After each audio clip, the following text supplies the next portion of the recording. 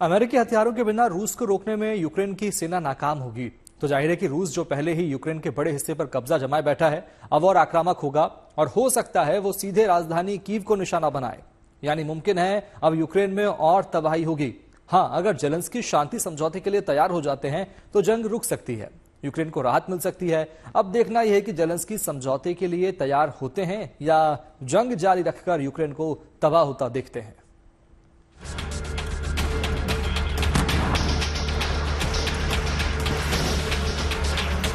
You're gambling with World War III. You're gambling with World War III. 3 साल पहले जब ये जंग शुरू हुई थी, सभी के जहन में एक ही सवाल था, कितने दिनों तक यूक्रेन रूस का सामना कर पाएगा।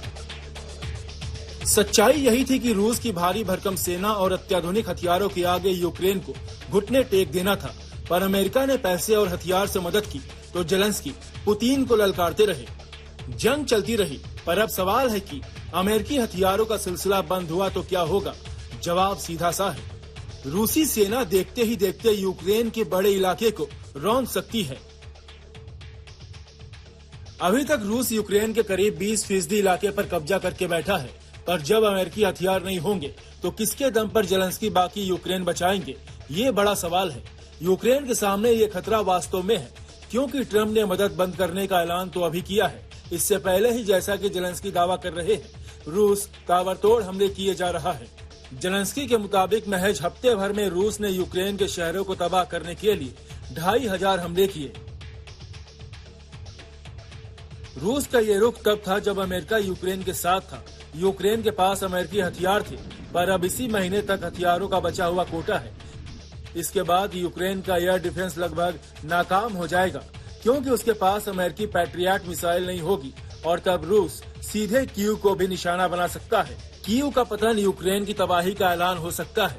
इसके साथ ही जिन मोर्चों पर यूक्रेन ने रूस को रोक रखा था, वहां भी शिकस्त होगी, क्योंकि अमेरिकी जैवलिन मिसाइलों से ही यूक्रेन रूसी टैंक्स को तबाह कर उन्हें रोक रहा था, पर आगे रूसी टैंक्स को रोकना उसके बस की बात नहीं होगी।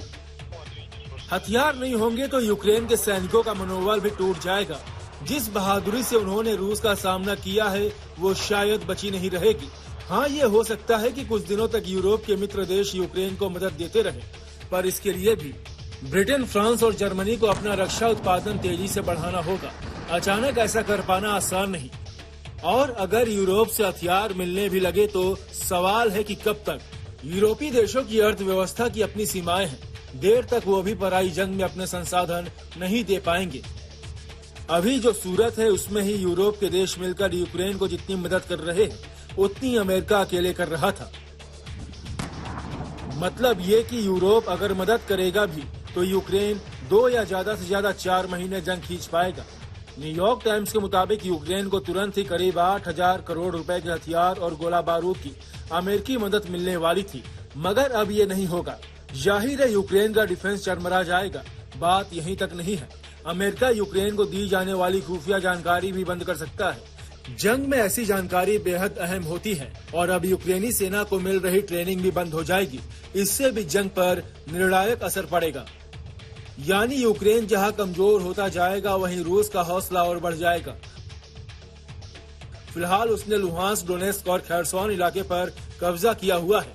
ज़पोरिज़िया पर भी उसका कंट्रोल है, जो अब और मजबूत हो जाएगा। साथ ही वो खार्किव जैसे इलाकों पर भी कब्जा बना लेगा। यानी यहाँ से अब यूक्रेन की शिकस्त ही शिकस्त है। रूस को देर तक रोक पाना उसके बूते की बात नहीं होगी। हाँ, ये सब रुक सकता है अगर जेलेंस्की शांति समझौते की बात मान लेते हैं। यूक्रेन को दी जा रही अमेरिकी मदद बहाल हो सकती है, बशर्ते जेलेंस्की अकड़ छोड़कर सुलह के लिए तैयार हो जाते हैं।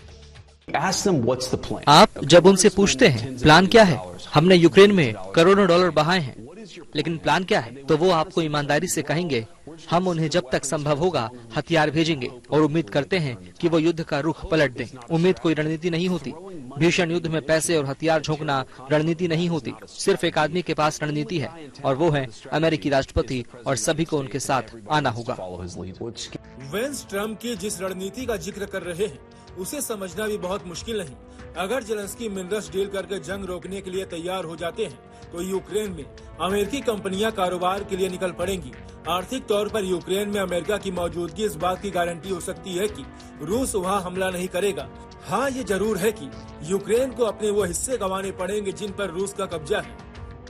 सच्चाई ये है कि रूस के कब्जे से इन इलाकों को छुड़ाना आसान नजर नहीं आता। शायद इसीलिए ट्रंप इसे महत्व भी नहीं दे रहे और जेलेंस्की भी आसानी से अपना इलाका हारना नहीं चाहते। ट्रंप के कड़े रुख के बावजूद वो पुतिन की शर्तों पर समझौता नहीं चाहते, इसीलिए उन्होंने अपने कमांडरों को मोर्चे पर डटे रहने के लिए कहा है, यानी वो जंग दूर तक ले जाना चाहते हैं। इसीलिए ट्रंप ने बड़ा झटका देकर उन्हें सच्चाई बताना जरूरी समझा।